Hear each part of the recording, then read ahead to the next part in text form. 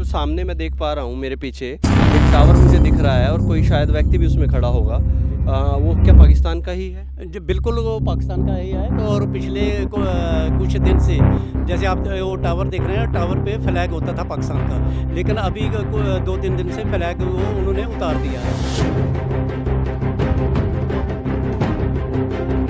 रात भर रॉकेट चल रहे थे ऊपर से, लेकिन हमारी इंडियन आर्मी उसको मतलब फटने से पहले डिस्ट्रॉय करते थे।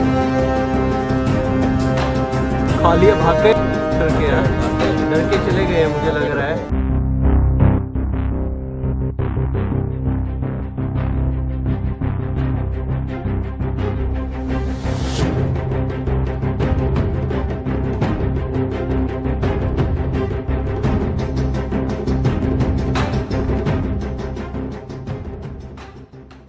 जो सामने मैं देख पा रहा हूँ मेरे पीछे एक टावर मुझे दिख रहा है और कोई शायद व्यक्ति भी उसमें खड़ा होगा। वो क्या पाकिस्तान का ही है? जी बिल्कुल, वो पाकिस्तान का ही है। और पिछले कुछ दिन से जैसे आप वो टावर देख रहे हैं, टावर पे फ्लैग होता था पाकिस्तान का, लेकिन अभी 2-3 दिन से फ्लैग वो उन्होंने उतार दिया है। अच्छा, बिल्कुल। ये फ्लैग उतारने का क्या कारण रहा होगा? ये कारण तो मैं नहीं कह सकता कि क्या कारण हो सकता है, लेकिन ये जब से अटेंशन थोड़ी बनी है तो ये तकरीबन जो उनकी तरफ से ये फ्लैग भी उतार दिया गया है। और पाकिस्तान की तरफ से जितनी भी जो मस्जिद थी, मस्जिद से एक जो नमाज की आवाज़ आती थी, वो भी आवाज़ जो है ये आना बंद हो गई है। अच्छा, मतलब अपनी नमाज भी पढ़ना बंद कर दी है? नमाज भी क्योंकि पहले यहाँ तक अगर हमारे जो मंदिर या गुरुद्वारे से हमारे का आवाज़ आ रही है, हमारे स्पीकर लगते हैं, लेकिन अभी को कुछ समय से पाकिस्तान की तरफ से जो बिल्कुल आवाज़ नहीं आ रही है। लेकिन हमारे यहाँ तो पूरी प्रेयर्स हो रही है। बिल्कुल प्रेयर हो रही है। हम तो भगवान को मानने वाले हैं ना, हम तो 24 घंटे भगवान का नाम लेते हैं। तो हालांकि ये वो भी नमाज हमें भी 5 टाइम वो सुनाई देती थी, अब नहीं सुन रही है? अभी नहीं सुनाई दे रही है। बताओ, नमाज भी पढ़नी बंद कर दी बेसुरे लोगों ने जो कहते हैं कि भैया हम सारा दिन धरती को चूमते हैं, 5 टाइम के नमाजी हैं और इतना डर रहे हैं हमारी फौज से। और देखिए यहाँ तो फौज मेरे को लग रहा है इतना उन पे हमला नहीं करने वाली। यहाँ तो एक गांव के लोग ही हैं, यहाँ से अगर ये पत्थर फेंकना शुरू कर दे तो पाकिस्तानी आधे घुस जाए अंदर 10-20-50 किलोमीटर। अपनी नमाज पढ़ना बंद कर। आप भी कुछ कह रहे थे कि डर गए हैं लोग? बिल्कुल डर गए। अगर मैं यहाँ होती, मेरा ये गांव होता, मैं कभी नहीं भागती। मैं खुद सीना तान के आगे जाती, इनसे मुकाबला करती। ये जो कह रहे हैं, देखिए पीछे की जो चौकी है पाकिस्तान की, उससे उन्होंने झंडा ही उतार दिया है अपना। वो डर गए ना बेचारे। अच्छा, तभी वो नीचे झंडा कर लिया। नीचे कर लिया झंडा। हाँ, कह रहे अब नमाज भी नहीं पढ़ रहे, आवाज भी नहीं आ रही मस्जिदों से। अब पता नहीं कहाँ बिल में छुप गए, घुस गए। हाँ, और यहाँ आप देखते हो पूरा गांव खाली है। मैं जम्मू से यहाँ तक आई, एक ऑर्गेनाइजेशन की मैं नेशनल चेयरपर्सन हूँ, डॉक्टर शाहिदा, और ये हमारे यहाँ के सरपंच जी भी हैं और हमारी ह्यूमन राइट्स के प्रेसिडेंट भी हैं। तो मैं स्पेशली इन लोगों को देखने आई हूँ, कहाँ पे हैं, किस हाल में हैं, क्या है। तो मैं इस गांव में इसलिए पहुँच गई, लेकिन यहाँ पे देखो गांव पूरा सुनसान पड़ा है। हम भी रात भर नहीं सोए, क्योंकि रात भर रॉकेट चल रहे थे ऊपर से, लेकिन हमारी इंडियन आर्मी उसको मतलब फटने से पहले डिस्ट्रॉय करते थे।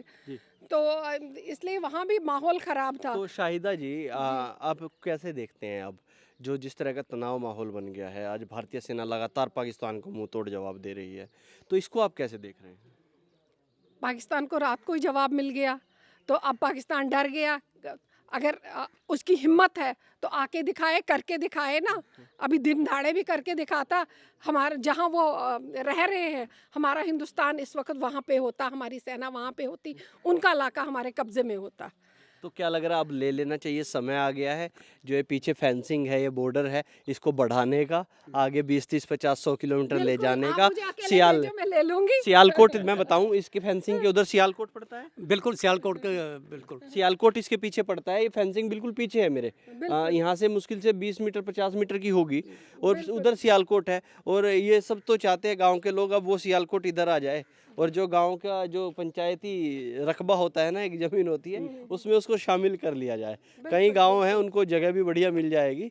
और सभी लोग इस उद्देश्य के साथ अब प्रधानमंत्री मोदी को लगातार एक मैसेज भी दे रहे हैं कि अब वो समय आ गया है, उनको भगाया जाए, मारा जाए, और अब ये जगह को अपना भारत में दोबारा से विलय कर लिया जाए। जो अखंड भारत का एक सपना देखा है सभी देशवासियों ने, उसको पूरा कर लिया जाए। दोस्तों नमस्कार, मैं हूं रोहित शर्मा और आप देखना शुरू कर चुके हैं हिंदुस्तान 9 न्यूज़।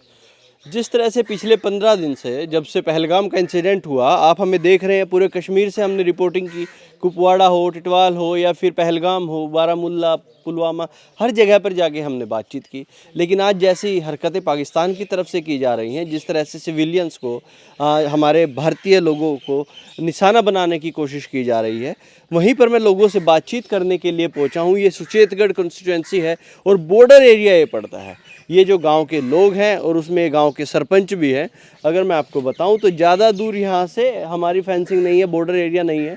इतना है कि उधर के लोग भी यहाँ पे देख पाते हैं और इधर के लोग भी वहाँ पे देख पाते हैं। उधर के लोग खेती करने आते हैं, इधर के लोग बिल्कुल आमने सामने होता है। मानिए बीच में एक सड़क, कोई 6 फीट की सड़क हो तो वो सड़क बीच में पड़ती है, बाकी सारा का सारा बॉर्डर एरिया ये पड़ता है। जी, आप सरपंच हैं गाँव के? जी जी सर। जी, यहाँ पे किस तरह का माहौल आपका, आप पिछले 2-3 दिन से देख रहे हैं, और गांव में कैसा लोगों में माहौल है? देखो, अगर पिछले 2-3 दिन की बात करें तो काफ़ी यहाँ लोगों में दहशत भी है और डर भी है। और ख़ासकर जो पाकिस्तान की तरफ से जो कहा है ना, जो हरकत जो पहलगाम पे जो निहत्थे लोग हैं, ठीक है ना, तो उस पे जो ये वार किया, उनको मारा गया, तो ऐसे जो हरकत है ये हम अपनी तरफ से भी एक पाकिस्तान की निंदा करते हैं कि ऐसे जो सिविलियन खासकर जो सिविलियन लोग हैं, जो टूरिस्ट स्पॉट पे जो घूमने आते हैं लोग, तो उन पे हमला किया जाता है। तो ये एक बहुत निंदनीय कार्य किया है पाकिस्तान ने, तो हम अपनी तरफ से उनके बहुत निंदा गाँव का माहौल आज कैसा है? जिस तरह आप बिल्कुल बॉर्डर एरिया पे हैं, बॉर्डर पर आप बैठे हैं। बिल्कुल, ये तो यहाँ पे जो ये एक पाकिस्तान की तरफ से जो एयर स्ट्राइक हुआ है, तो उसकी वजह से ये एक लोगों के मन में थोड़ा डर है कि पाकिस्तान की तरफ से भी कुछ फायर जो है ये हो सकता है। और कल रात को जैसे आपने सुना भी है कि जम्मू में इन्होंने एयर स्ट्राइक भी की है, तो उससे भी काफ़ी दहशत है। और ख़ासकर जो बॉर्डर एरिया है, तो बॉर्डर एरिया में तो बहुत ज़्यादा मुश्किल है, क्योंकि रात के समय इनको निकलने का मौका नहीं मिलता है। तो इसलिए हमने भी अपनी तरफ से कोशिश की है कि यहाँ के लोगों को जो है या शिफ्ट सेफ जगह पे किया जाएगा। तो यहाँ से लोगों को शिफ्ट कर दिया गया है गांव से, और यहाँ से कितनी दूर उनको शिफ्ट किया गया है? तकरीबन 15 किलोमीटर दूर है, इसलिए हमने वहाँ थोड़ी सेफ जगह, हालांकि सेफ तो एयर स्ट्राइक में मैं नहीं कह सकता सेफ, लेकिन फिर भी चलो जितना हो सके अपनी तरफ से ये हम कोशिश कर रहे हैं। और सरकार के साथ जो है ये जो भी आदेश सरकार दे रही है, तो उसके साथ हम काम कर रहे हैं। तो गांव में भी कुछ इस तरह का एक्शन देखने को मिला पाकिस्तान की तरफ से? या जैसे कल हम देख रहे थे, जम्मू में मैं था, तो उधर से जो ड्रोन थे और भारतीय सेना लगातार उनको गिरा दे रही थी, तो गांव में या गांव के आसपास किसी बॉर्डर पे यहाँ पे भी आपने ऐसा कुछ देखा, ऐसा कुछ हो रहा है? नहीं, ऐसा अभी तक तो वैसे बॉर्डर की कोई नहीं है, कोई भी ऐसा जो है कि यहाँ हरकत नहीं की गई है। लेकिन क्योंकि दुश्मन का भरोसा कोई नहीं है कि ये कब अटैक कर दे, तो इसलिए इनसे अलर्ट रहना जो ज़रूरी है। तो अगर कुछ ऐसा होता है तो बचने के लिए गांव के लोग क्या करते हैं? क्या कोई बंकर या कोई ऐसी चीज़ गांव में? बिल्कुल, अगर कोई ऐसी बात हो जाती है तो गांव में काफ़ी बंकर बने हुए हैं और उसका सहारा हम लेते हैं। तो सभी लोग बंकर की तरफ जाते हैं? बिल्कुल, रात को बंकर का, और रात को तो बंकर में होते ही हैं। अच्छा, हाँ बिल्कुल, पूरी रात बंकर में निकालते? पूरी रात बंकर में, और सुबह अपने काम काज के लिए निकलते हैं बस। तो जो लोग शिफ्ट किए गए हैं, क्या गांव में वो वापस आते हैं फिर? अपने जो मैं देख रहा हूँ सबके पशु यहाँ पर बंधे हुए हैं, भैंसे हैं यहाँ पर, कुछ घरों में तो ताले हैं लेकिन कुछ घर खुले भी हुए हैं। नहीं, बिल्कुल, जिन जो घरों में है अपने पशुओं के लिए वो रुके हुए हैं, क्योंकि यहाँ का जो मेन जो पेशा है ये एक पशुओं के साथ ही या खेती बाड़ी का है। तो अगर अपने पशुओं को पीछे ले जाएंगे तो उनके लिए खाने पीने का जो है ये एक मुश्किल हो जाएगा। तो इसलिए गांव में ये रुके हुए हैं।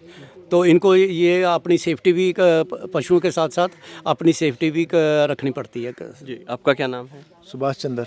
सुभाष जी, यहाँ पर बिल्कुल बॉर्डर पे आप लोग हैं, और जिस तरह का तनाव अब हो गया है, एकदम सिचुएशन ऐसी बन गई है, पाकिस्तान अपने जिस तरह की करतूत वो कर रहा है मान नहीं रहा है, और अब भारत में सिविलियंस पर हमले उन्होंने शुरू कर दिए हैं। तो आप लोग यहाँ पर कैसे इस माहौल को देख रहे हैं? किस तरह से आप लोग यहाँ पर? फिलहाल तो बच्चे वगैरह जो है वो तो हमने पीछे भेज दिए हैं, तो खुद जहाँ पे माहौल तो डर का है, लेकिन फिर भी हम इंडियन गवर्नमेंट का शुक्रगुजार हैं, भारतीय सेना का शुक्रगुजार हैं, जो पाकिस्तान को मुंह तोड़ जवाब दे रहे हैं।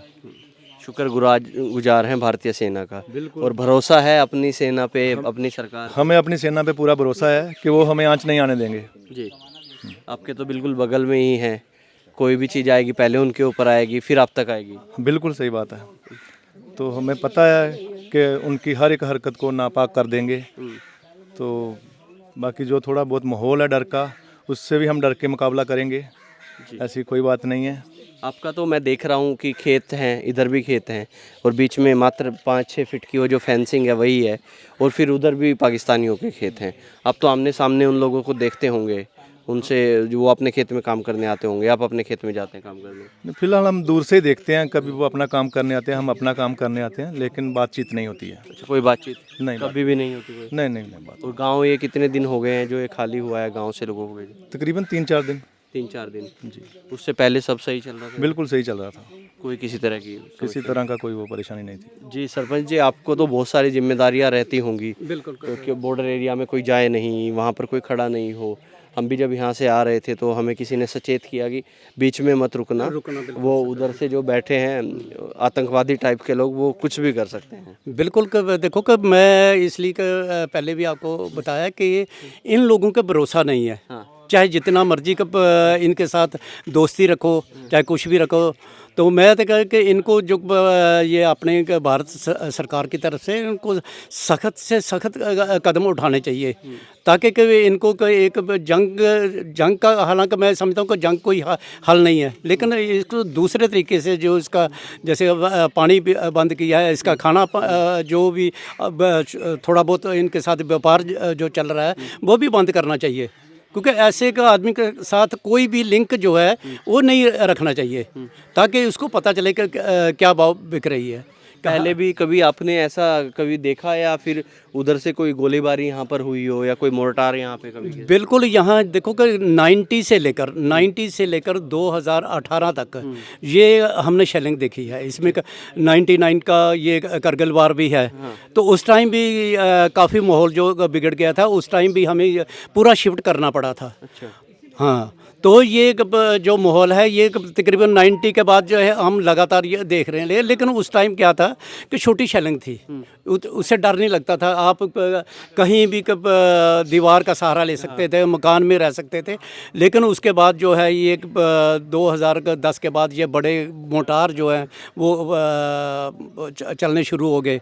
तो उसकी वजह से इस गांव में भी काफ़ी इंसानी जो उनको भी काफ़ी ये जख्मी हुए थे। पशु हमारे बहुत सारे मारे गए थे। यहाँ के जो ऐसे जो लोगों की प्रॉपर्टी है, चाहे मकान हो या दूसरी चीज़ें, वो काफ़ी नुकसान हुआ था। तो ये मोटार की वजह से काफ़ी, और यहाँ बॉर्डर की मैं नहीं कह सकता, जो पीछे तकरीबन 4-5 किलोमीटर तक लोगों का नुकसान हुआ है। 5 किलोमीटर तक लोग? बिल्कुल नुकसान हुआ है। तो उधर से अगर कोई फायरिंग होती है तो यहाँ तक गोलियाँ उनकी आ जाती हैं? बिल्कुल, गोलियाँ का मैं क्या दूर, आजकल रेंज बहुत ज़्यादा है, तो वहाँ तक जा सकता है। तो उस टाइम तो हम भी नहीं, छोटी गोली से हम भी घबराते नहीं थे। अच्छा, गोलियों से तो डरते ही नहीं थे? बिल्कुल, गोलियां चल रही हैं, नॉर्मल लोग जो चल रहे थे। अच्छा। ठीक है नहीं, तो उनसे तो डर लगता ही नहीं था। हाँ। लेकिन ये जब मोटार चलना है जो, तो उसका पता ही नहीं है कब ऊपर आकर गिर जाएगा। ऊपर से कुछ भी आ सकता है। ठीक है नहीं, तो उससे थोड़ा कब था। तो आज तो कब नई टेक्नोलॉजी है, कब आज तो पता ही नहीं है कि कौन उधर का स्विच अगर दबा देगा तो हम पे आ जाएगा। ऐसा तो कुछ क्योंकि एडवांस टेक्नोलॉजी है, तो इसलिए कि उससे भी हम बाहर जो है ओपन में अपने लोगों को ज़्यादा जो ये नहीं। तो अभी कोई भारतीय सेना को, प्रधानमंत्री को कोई मैसेज गांव की तरफ से कोई बात कहना चाहेंगे?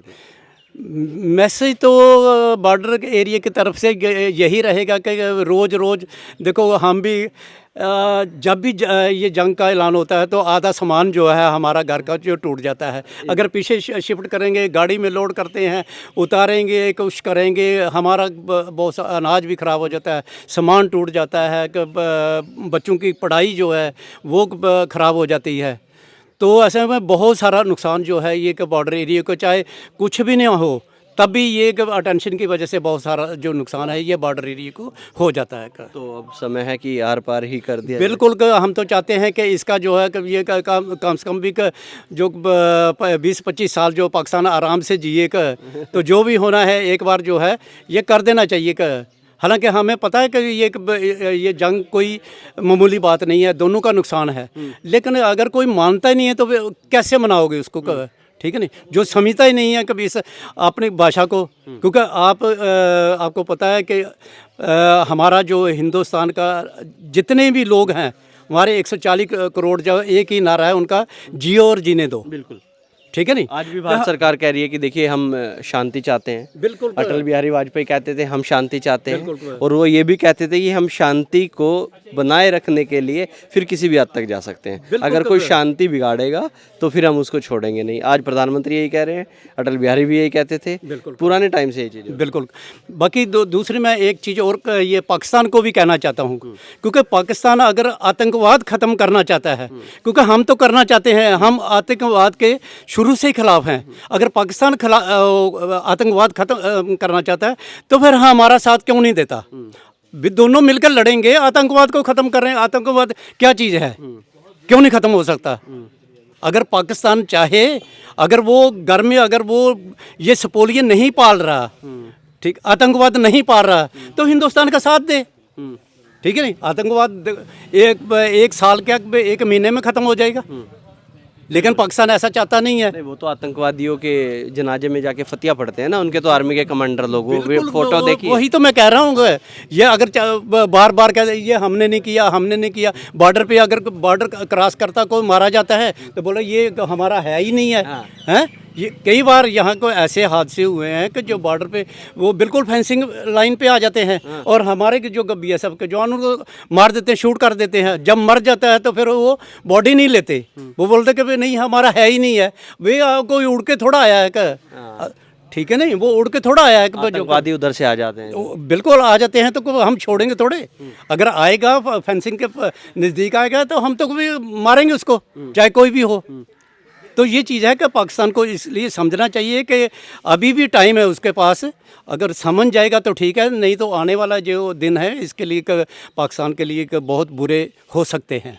चलिए देखिए, ये गांव के सरपंच हैं और ये और गांव के तमाम लोग हैं, और इन्होंने बताया कि गांव में कुछ बंकर भी बने हुए हैं। वो बंकर भी मैं आपको दिखाऊंगा, और गांव में खाली घर हैं, लोग छोड़कर यहां से चले गए हैं। मैं गांव का नाम नहीं बताना चाहता, लोकेशन मैं नहीं थोड़ा बताऊंगा यहाँ की, लेकिन इतना मैं एक बार फिर से आपको बता दूँ। आप जो है मेरे पीछे आप देख रहे हैं, यहाँ से इन्हीं पेड़ों के बिल्कुल 10 मीटर पीछे फेंसिंग शुरू हो जाती है। पाकिस्तान का बॉर्डर वहाँ पर शुरू हो जाता है, और इधर अपनी BSF है और उधर पाकिस्तान की सेना है। दोनों की चौकियाँ बिल्कुल आमने सामने हैं। मैक्स 20-30-50 मीटर का उनका गैप रहेगा, उसी गैप में वो है। और बाकी और भी मैं गाँव में थोड़ा आपको माहौल गाँव का जो है वो आगे दिखा देता हूँ एक बार, किस तरह का माहौल गाँव का है। अब तक के लिए इतना ही। मैं रोहित शर्मा, आप देख रहे हैं हिंदुस्तान 9। जय हिंद। देखिए, गांव में मैं हूँ, ये बॉर्डर एरिया का वही गांव है। लगातार मैं यहाँ पर लोगों से बातचीत कर रहा हूँ, लेकिन एक चीज़ और है, गांव के लोगों को शिफ्ट कर दिया गया है। घरों में ताले लगे हुए हैं, और लोगों का बताना है कि यहाँ से करीब 15 किलोमीटर की दूरी पे लोगों को शिफ्ट कर दिया गया है। जो गांव के लोग हैं, देखिए आप, तकरीबन घर बंद हैं, सब के सब यहाँ से चले गए हैं। वही पाकिस्तानी आतंकवादियों की करतूत देखकर जो कहीं ना कहीं सेना के भेष में बैठे हैं, लगातार सिविलियंस को, नॉर्मल लोगों को अपना निशाना बनाने की कोशिश कर रहे हैं। उन्हीं सब चीज़ों को देखते हुए सरकार ने ये एहतियात उठाए, ये कदम उठाया कहीं ना कहीं कि गांव के लोगों को शिफ्ट कर दिया जाए। हालांकि कुछ लोग उधर से आए हैं अपने पशुओं के लिए, अपने कुछ गांव के खेतीबाड़ी के काम हैं उनके लिए यहाँ पर आए हैं। ज़्यादातर घर चले गए हैं। आप देखिए तो बिल्कुल घर में ताला लगा हुआ है, ताला जड़ गया है और पूरा घर बंद हो गया है। सामने किसी की शायद कोई एक दुकान भी है, ये भी बंद है, और आगे भी ये भी बंद है। हालांकि कुछ लोग यहाँ पर हैं मौजूद। जो गांव के लोगों ने मुझे बताया कि जो लोग यहाँ पर मौजूद हैं वो अपने पशुओं के लिए यहाँ पर आए हैं। उनके पशु यहाँ पर हैं, उनका खेतीबाड़ी का काम यहाँ पर होता है। उसी खेतीबाड़ी के काम के लिए लोग यहाँ पर आए हैं, उनको दिखाने के लिए कि भैया अपने पशुओं का, अपने खेतीबाड़ी का ध्यान रखा जाए। लेकिन जिस तरह की हरकत उधर से पाकिस्तान की तरफ से हो रही है, तो लोगों को थोड़ा सेफ़ रहना चाहिए और सरकार वो हर एक कदम उठा रही है जिसमें लोगों को सेफ़ रखा जा सके। चलिए, मैं और भी कई सारी चीज़ें हैं जो गांव में आपको दिखाने वाला हूं आगे। चलिए मेरे साथ। आए थे गांव में, बॉर्डर एरिया में, और गांव के लोगों से हमने बातचीत की। और इसी गांव में अब अगर ऐसी कोई शेलिंग होती है तो गांव में एक बंकर बना है और लोग इसी बंकर में जाते हैं और इसी बंकर में अपना आश्रय लेते हैं बचने के लिए। जी, ये बंकर आपका ही है, आपने ही बनाया है? हाँ जी, गवर्नमेंट ने बना कर दिया। गवर्नमेंट ने बनाया। आपका नाम क्या है? रतन लाल। ये देखिए, बंकर में यहाँ पर एक कमरा बनाया गया है। इस कमरे में वेंटिलेशन की भी सुविधा दी गई है, ऊपर थोड़ा हवा इसमें आती रहे। यहाँ पर एक किचन के लिए कुछ बनाया गया है कि अगर लोगों को ज़्यादा समय यहाँ पर रुकना पड़े तो इसमें कुछ अपना पका सकें। तो रतनलाल जी, कभी ये बंकर आज से पहले यूज करने की ज़रूरत पड़ी, कभी प्रयोग में लिया? नहीं, उस टाइम बना ही नहीं था ये। अच्छा। हाँ, ये बना अभी बने हैं। अच्छा। हाँ तो ये अभी बनाया गया? हाँ, करगिल के बाद ये मोर्चे बने हैं। तो अब क्या लोग बंकर में आते हैं, यूज कर रहे हैं? हाँ, करते हैं। अच्छा। हाँ, तो ये पिछले जो 3-4 दिन से माहौल हो रहा है, तनाव है पाकिस्तान भारत के बीच में, तो अब लोग आते हैं इसमें? आते रात को आ जाते हैं। जी। हाँ, तो आपकी कितनी उम्र है? मेरी 77 साल। आपने तो सारे युद्ध देखे हैं, 65 का बात करें, 71 का बात करें, कारगिल की बात करें, और अब फिर जो कुछ हो रहा है, ये सारी चीज़ें आपने देखे हैं कि ये इस तरह का माहौल भी आपने कभी उनमें देखा जैसा अब हो गया है? नहीं, पहले इतना नहीं था।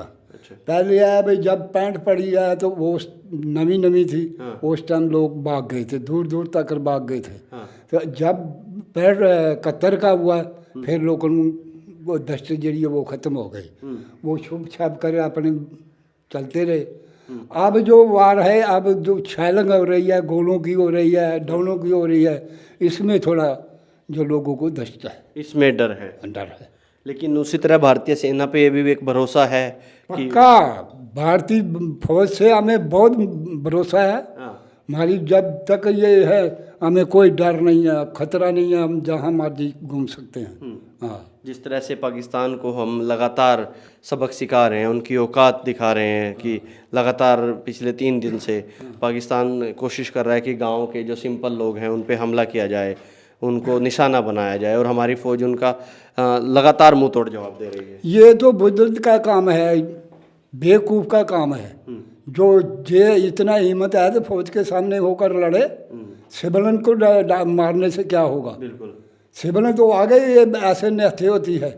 लड़ना है, जिसके साथ लड़ना लेना चाहते हैं उनके आगे सामने होकर लड़े, फिर उनको पता चलेगा भी हिंदुस्तान क्या है। जी। उसको 70 साल हो गया समझाते, जी। अभी तक नहीं समझा। जे उनको बोलते हैं उग्रवादी, तो बोलते हैं नहीं, हमारा कोई उग्रवादी नहीं। तो जो भौंकता है वो आप शहीद भाई मोदी, तेरी सांसें बंद कर देंगे। हाँ। तेरा हम खून की नदियाँ बिठा देंगे।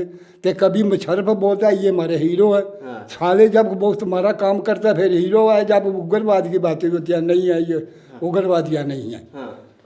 तो कब आप समझोगे? तो मूर्ख को समझाना ऐसे नहीं है, गधे को सोटा राखी शांत। गधा जो छोटे से ही समझता है, ऐसे नहीं समझता। छोटे से ही समझो। छोटे से। अच्छा रतनलाल जी, कितने लोग इसमें आ सकते हैं? इसमें 100 बंदा तो जड़ा बैठ सकता है 100 लोग आराम से आ सकते हैं। आराम से। गांव में कितनी आबादी है इसमें? एक गांव में मेरे का 1100 आबादी है। और भी बंकर हैं गांव में? हाँ, बहुत हैं वो। अच्छा, तो मतलब पूरा गांव आश्रय ले सकता है शरण में बंकर हाँ, की? एक उधर है, वो भी इतना बड़ा। सब मोहल्लों के हिसाब से बनाए? 100 मालों के हिसाब से। देखिए, सब मोहल्लों के हिसाब से रतनलाल जी कह रहे बनाए गए हैं। इधर भी है, हालांकि इन्होंने बताया इतना प्रयोग अभी तक नहीं किए गए हैं ये बंकर, तो इस वजह से इसमें ऐसी चीज़ें हैं, ऐसे सामान इसमें हैं। और देखिए, मज़े की बात मैं आपको बताऊं, नरेंद्र मोदी जी का भी एक पोस्टर इस बंकर में रखा हुआ है। ये सामने आप देखेंगे तो मोदी जी का पोस्टर भी यहाँ पर रखा हुआ है। तो मुझे लगता है रतनलाल जी और पड़ोस के लोग इनके मोदी जी के काफ़ी फ़ैन रहे होंगे। बिल्कुल। फ़ैन है इनके ना, हाँ। तो तभी यहाँ पे रखा हुआ है। हाँ, ये देखो, ये बंकर में आने का एक रास्ता है, यहाँ पर लोगों के टिकने का एक रास्ता है कि लोग यहाँ पर रुक सकें, ये सारी चीज़ें हैं। लेकिन गांव के कुछ लोग हैं जिनको शिफ्ट भी कर दिया गया है, गांव के बाहर भेज दिया गया है।